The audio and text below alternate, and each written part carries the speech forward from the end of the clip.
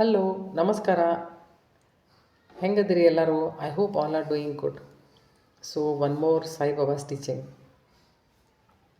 ಈ ವಿಷಯ ನಮ್ಮ ಗುರು ಹೇಳಿದ್ದೆ ನನ್ನ ಮನಸ್ಸಿನ ಹತ್ರ ಭಾಳ ಐತಿ. ನಾ ಅಂದ್ಕೊಂಡೆ ನಿಮ್ಮೊಂದಿಗೆ ಶೇರ್ ಮಾಡೋಣ ಅದನ್ನಂತಂದು ಹೇಳಿ. ಹೆಂಗಾದರೂ ನೀವು ಟೈಟಲ್ ನೋಡಿದ್ರಿ. ಟೈಟಲ್ ನೋಡಿದ್ಕೊಳ್ಳೋ ಗೊತ್ತಾಯ್ತು. Forgive, forget, move on. Forgive ಮಾಡೋದು ಇಟ್ ಇಸ್ ವೆರಿ ಇಂಪಾರ್ಟೆಂಟ್. ಅದಕ್ಕಿಂತ ಮುಂಚೆ ನಾನು ಹೇಳೋಕ್ಕೆ ಇಷ್ಟಪಡ್ತೀನಿ, ಈ ವಿಡಿಯೋ ಮೂಲಕ ಏನಾದರೂ ನೀವು ನನ್ನ ಚಾನಲಿಗೆ ಫಸ್ಟ್ ಟೈಮ್ ಬಂದಿದ್ದರೆ ದಯಮಾಡಿ ವಿಡಿಯೋ ಲೈಕ್ ಮಾಡಿರಿ, ನನ್ನ ಚಾನಲ್ ಸಬ್ಸ್ಕ್ರೈಬ್ ಮಾಡಿರಿ. ನಿಮ್ಮ ಅಮೂಲ್ಯವಾದಂಥ ಕಮೆಂಟ್ ಬಾಕ್ಸ್ದೊಳಗೆ ಹಾಕಿರಿ ಪ್ಲೀಸ್. ಇದನ್ನು ಕೇಳಿದ ಮೇಲೆ ನಿಮ್ಗೆ ಏನು ಅನಿಸುತ್ತೆ ಅನ್ನೋದನ್ನು ಹಾಕಿರಿ. ಏನು ನಿಮ್ಗೆ ಅನ್ನಿಸ್ತೇ ಹೋದರೂ, ನಿಮಗೇನು ಹೇಳಬೇಕು ಅಂತ ಅನ್ನಿಸ್ತೇ ಹೋದರೂ ಸಹಿತ ನೀವು ಜೈ ಶ್ರೀರಾಮ್ ಅಂತ ಬರಿಬೋದು, ಅಥವಾ ಸಾಯಿ ಬಾಬಾನ ಹೆಸರಾದರೂ ಬರಿಬೋದು. ನೋಡಿರಿ, ನಿಮ್ಮ ಜೀವನದೊಳಗೆ ಅಥವಾ ನಿಮ್ಮ ದಿನಚರಿಯೊಳಗೆ ನೀವು ಭಾಳ ವ್ಯಸ್ತ ಇರ್ತೀರಿ. ನಿಮ್ಗೆ ಒಂದು ಸರ್ತಿನೂ ದೇವ್ರ ಹೆಸರು ನೆನಪಾಗಂಗಿಲ್ಲ ಅಥವಾ ಬರೆಯೋಕ್ಕೂ ಆಗಂಗಿಲ್ಲ ಅಂತ ಇಟ್ಕೊಡ್ರಿ. ಅವಾಗ ಅಟ್ಲೀಸ್ಟ್ ನನ್ನ ವಿಡಿಯೋ ನೆವಕ್ಕಾದರೂ ನೀವು ಕಮೆಂಟ್ ಬಾಕ್ಸ್ದೊಳಗೆ ಅವ್ರ ಹೆಸರು ಒಮ್ಮೆ ಬರೆದ್ರಿ ಅಂತಂತಂದ್ರೆ ಅದೆಲ್ಲಾದರೂ ನೋಟ್ ಡೌನ್ ಮಾಡೇ ಮಾಡ್ತೈತಿ ಶಕ್ತಿ. So please comment. ನಮ್ಮ ಗುರುಗಳು ಹೇಳ್ತಿದ್ರು, ರಾಗ ದ್ವೇಷ ಅನ್ನುವಂಥವು ಎರಡು ವಿಷಯಗಳು. ಸೊ ರಾಗ ಅಂತಂತಂದರೆ ಅತಿಯಾಗಿ ಮೋಹ ಮಾಡೋದು ಯಾವುದಾದ್ರೂ, ಅದು ವಿಷಯ, ವ್ಯಕ್ತಿ ಅಥವಾ ವಸ್ತು, ಮೂರರೊಳಗೆ ಯಾವುದಾದ್ರೂ ಒಂದು. ಇನ್ನೊಂದು ಅಂದರೆ ದ್ವೇಷ ಮಾಡೋದು, ಅದಂತೂ ಎಲ್ಲರಿಗೂ ಗೊತ್ತಿದ್ದೈತಿ. ಈಗ ಸಪೋಸ್ ರಾಗ ಅಂತಂತಂದ್ರೆ ಏನು? ಅತಿಯಾಗಿ ಮೋಹ ಮಾಡೋದು, ಭೌತಿಕ ಸುಖಕ್ಕಾಗಿ ಹಾತೊರಿದು, ಅಥವಾ ಈಗ ಯಾವುದೋ ಒಂದು ಮನುಷ್ಯನ ನಂತರ ಇಟ್ಕೊಡ್ರಿ, ಇಲ್ಲಿ ಸಲ್ಲದ ಚಟುವಟಿಕೆಗಳಾಗೆಲ್ಲ ನಮ್ಮನ್ನು ನಾವು ಎಂಗೇಜ್ ಮಾಡ್ಕೊಳ್ಳೋದು. ನಾವು ಈ ಜೀವನ ಎಲ್ಲ ನಾವು ಇಂಥದ್ದು ಮಾಡಿಬಿಟ್ವಿ ಅಂತಂತಂದ್ರೆ ನಿಮಗೇನೋ ಆ ವ್ಯಕ್ತಿ ಬದಲಾಗಿ ಮೋಹ, ಆದರೆ ನೆಕ್ಸ್ಟ್ ಬರ್ತು ನಿಮಗೇನು ಕಂಡಿರಿ ನೀವು ಆ ವ್ಯಕ್ತಿ ಏನಾಗಬಹುದು ಅಂತಂದೇಳಿ. ಅದೇನಾದರೂ ಯಾವುದಾದ್ರೂ ಒಂದು ಪ್ರಾಣಿ ಆತಪ್ಪ, ಒಂದು ಕಚರ ಕುಂಡದಾಗ ಏನಾದರೂ ಅಲ್ಲಿ ಹೋಗ್ತದೆ, ಅದ್ರ ಜೊತೆಗೆ ನನಗೆ ಮೋಹ, ನನಗೆ ರಾಗ, ಅದಕ್ಕೆ ನಾನು ಅಲ್ಲೇ ಜನ್ಮ ತೊಗೋಬೇಕು. ಯಾಕಂದ್ರೆ ನಂದು ಇನ್ನೂ ಇಲ್ಲಿ ಮುಗುದಿಲ್ಲಲ್ಲ ಈ ಸೈಕಲ್. ಈ ಸೈಕಲಿಂದ ಹೊರಗೆ ಬರೋಕ್ಕೆ ನಾ ಯಾವಾಗೂ ಇಷ್ಟನೇ ಪಟ್ಟಿಲ್ಲ. ಸೊ ಅದಕ್ಕೇನು ಮಾಡ್ತೈತಿ ಅಂತಂದ್ರೆ ನಿಸರ್ಗ ಅನ್ರಿ ಅಥವಾ ಶಕ್ತಿ ಅನ್ರಿ, ನಮ್ಮನ್ನು ಅಲ್ಲೇ ಹುಟ್ಟಿಸ್ತೈತಿ.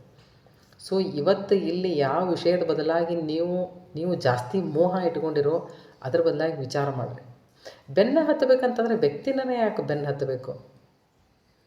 ಒಬ್ಬ ಸಂತನ ಬೆನ್ನು ಹತ್ತಬೋದಲ್ಲ, ನಮ್ಮ ಇಷ್ಟ ದೇವತೆಯನ್ನು ಬೆನ್ನು ಹತ್ತಬೋದಲ್ಲ. ನಾವು ಇಷ್ಟಪಟ್ಟದನ್ನು ಕೊಡ್ತಾನೆ. ಸಂಸಾರದಲ್ಲಿ ಇದ್ದು ಸಂಸಾರಕ್ಕೆ ಅಂಟಿಕೊಳ್ಳದೆ ಇರೋದು ಅದು ಎಷ್ಟು ಚಲೋ. ಇನ್ನು ದ್ವೇಷ ಮಾಡೋದು ಅಂತಂತಂದ್ರೆ ನಾವು ಅಂತೇವಲ್ಲ, ನೀ ಸತ್ರ ಸಹಿತ ಬಿಡುದಿಲ್ಲ ಮಗ, ನಾನು ನೋಡಿ ನೀನು ಹೆಂಗೆ ಮಾಡ್ತೇನೆ ನಿನ್ನ ಅಂತಂದು ಹೇಳಿ. ಆಯ್ತು, ಅದು ಮನುಷ್ಯ ಏನಾದರೂ ಒಂದು ಆಗಿ ಹುಟ್ಟಿತ್ತಪ್ಪ ಅಲ್ಲಿ ಆಗಲಾರ್ದು ಅಂತ, ದೇವ್ರ ಪುಣ್ಯಕ್ಕೆ ಆಗಬಾರ್ದಂಥದ್ದು ಒಂದು ಪಿಗ್ಗು ಆಗಿ ಹುಟ್ಟಿದ ಅಂತ ಇಟ್ಕೊಡ್ರಿ. ಈಗ ನನಗೆ ದ್ವೇಷ ಐತಲ್ಲ, ನಾನು ಹೇಳೇನಲ್ಲ ಮೊದಲೇ, ನೀ ಸತ್ರ ಸಹಿತ ನಿನ್ನೆ ಬಿಡೋದಿಲ್ಲ ನೋಡಿ ನಾನು ಏನು ಅಂತಂದು ಹೇಳಿ. ನಾನು ಅದ್ರ ಹಿಂದಿನ ಕಚರ ಕುಂಡದಾಗ ಹೋಗೋದು. ಯಾಕಂದ್ರೆ ನನಗೆ ತಲೆಯಾಗ ಐತಲ್ಲ, ಹೋಗ್ಬೇಕು, ಅದ್ರ ಜೋಡಿ ಜಗಳ ಮಾಡ್ಬೇಕು, ಅದನ್ನು ಕಚ್ಚಬೇಕು, ಅದಕ್ಕೆ ತ್ರಾಸ ಆಗಬೇಕು. ಆದ್ರೆ ಅದಕ್ಕೆ ನಾನು ಎಷ್ಟು ದೊಡ್ಡ ಬೆಲೆ ಕಟ್ಟಾಕತ್ತೇನೆ ಅನ್ನೋದು ನನಗೆ ಗೊತ್ತಾಗಬೇಕಲ್ಲ. ಸೊ ಬೆನ್ನು ಹತ್ತೋದಾತಂತಂದ್ರೆ ಇಂಥ ವಿಷಯಕ್ಕೆ ಯಾಕೆ ಬೆನ್ನು ಹತ್ತಬೇಕು? ಬೆನ್ನು ಹತ್ತೋದಾತಂತಂದ್ರೆ ಸಾಯಿಬಾಬಾನ ಟೀಚಿಂಗ್ಸ್ ಅಂತಲ್ಲ, ನಿಮ್ಮ ಇಷ್ಟ ದೇವತೆ ನಿಮಗೆ ಏನು ಹೇಳಿಕೊಟ್ಟಾರೋ ಅದನ್ನು ಅನುಸರಿಸೋದು ಎಷ್ಟು ಚಲೋ. ಅದಕ್ಕೆ ಏನು ಹೇಳ್ತಾರೆ ಅಂತಂದ್ರೆ ಸಂತರು ಅದಕ್ಕೆ ಪರಮಹಂಸರು, ರಾಮಕೃಷ್ಣ ಪರಮಹಂಸರು ಹೇಳ್ತಿದ್ರು, ಜೀವನ ಅಂತಂತಂದರೆ ಒಂದು ಹಲಸಿನ ಹಣ್ಣು ಇದ್ದಂಗೆ ಅಂತ. ನೀವು ಅದನ್ನು ಪಟ್ಟಂತ ಕೊಯ್ಯಾಕಂತಂದು ಹೇಳಿ ಚಾಕು ಹಾಕಿದ್ರೆ ಅದರೆಲ್ಲ ಅಂಟ್ಕೊಂಡು ಬಿಡ್ತೈತಿ. ಕತ್ತರ್ಸೋಕೆ ಬರೋಂಗಿಲ್ಲ ಮೊದಲೇ ಮಾತು. ಸಪೋಸ್ ಕಟ್ಟನು ಇಂತೂ ಕೂಡಿ ಕಟ್ ಮಾಡಿದ್ರೆ ತಿಟ್ಕೋರಿ, ಅದನ್ನು ತೆಗ್ಯಾಕೆ ತೊಳೆಲು ಒಳಗಿನ ತೆಗ್ಯಾಕೂ ಬರೋಂಗಿಲ್ಲ. ಅದಕ್ಕೆ ಅವ್ರು ಏನು ಹೇಳ್ತಾರೆ ಅಂತಂತಂದ್ರೆ, ಆಧ್ಯಾತ್ಮ ಅನ್ನುವಂಥ ಎಣ್ಣೆನ ಮೊದಲು ಕೈ ಹಚ್ಕೋರಿ, ಅಂದ್ರೆ ಅದನ್ನು ಸರಿಯಾಗಿ ಆ ತೊಳೆಲು ಒಳಗಿಂದನೇ ಬಿಚ್ಚಿ ಒಳಗಿಂದ ಹಣ್ಣು ನಿಮಗೆ ಸರಿಯಾಗಿ ತಿನ್ನಾಕೆ ಬರ್ತೈತಿ ಅಂತಂದೇಳಿ ಎಷ್ಟು ಚಂದ ಹೇಳ್ಯಾರ ನೋಡ್ರಿ ಅವ್ರು ಅದನ್ನು. ಅಂದರೆ ಒಬ್ಬ ಸಾಮಾನ್ಯ ಮನುಷ್ಯನಿಗೂ ತಿಳಿಯುವಂಥ ವಿಷಯ ಇದು. ಎಷ್ಟು ಚಂದ ಐತೆ ಅವ್ರು ಕೊಟ್ಟದ್ದು ಎಕ್ಸಾಂಪಲ್. ಸೊ ಅದಕ್ಕೆ ರಾಗ ಮತ್ತು ದ್ವೇಷಗಳನ್ನು ಬಿಡೋದನ್ನು ಚಲೋ.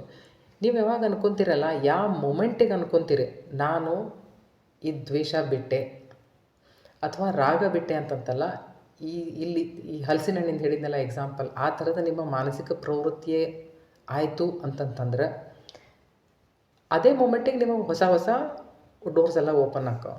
ನಮ್ಮ ಜೀವನದೊಳಗೆ ಹೊಸ ವಿಷಯಗಳು ಬರ್ತಾವೆ. ಈಗ ದ್ವೇಷನೇ ಇತ್ತು ಅಂತಂದ್ರೆ ನೀವು ಒಮ್ಮೆ ಅದನ್ನು ಕ್ಷಮೆ ಮಾಡಿದ್ರಿ ಅಂತಂದ್ರೆ ದೇವ್ರೊಂದು ಹೊಸದೊಂದು ಏನಾದರೂ ತಂದು ಕೊಡ್ತಾನೆ. ಯಾಕಂದ್ರೆ ನೀವು ಹಳಿದನ್ನು ಮೆಲುಕು ಹಾಕ್ತಿರ್ತಿರಲ್ಲ, ಮತ್ತು ಹಳಿದು ಹಿಂದೆ ಹೋಗ್ತೈತಿ, ಮತ್ತೆ ಮುಂದೆ ಬರ್ತೈತಿ, ಹಿಂದೆ ಹೋಗ್ತೈತಿ, ಮತ್ತೆ ಮುಂದೆ ಬರ್ತೈತಿ. ನಾವು ಅದೇ ಕೆಲಸ ಮಾಡ್ತಿರ್ತೇವೆ. ನೀವು ಒಮ್ಮೆ ಅದನ್ನು ನೀವು ಹಿಂದಿನ ಅಕೌಂಟ್ ನೀವು ಒಮ್ಮೆ ಕ್ಲೋಸ್ ಮಾಡಿದ್ರಿ ಅಂತಂತಂದ್ರೆ ಹೊಸ ಅಕೌಂಟ್ ಸ್ಟಾರ್ಟ್ ಆಗ್ತಾವೆ. ಅದಕ್ಕೆ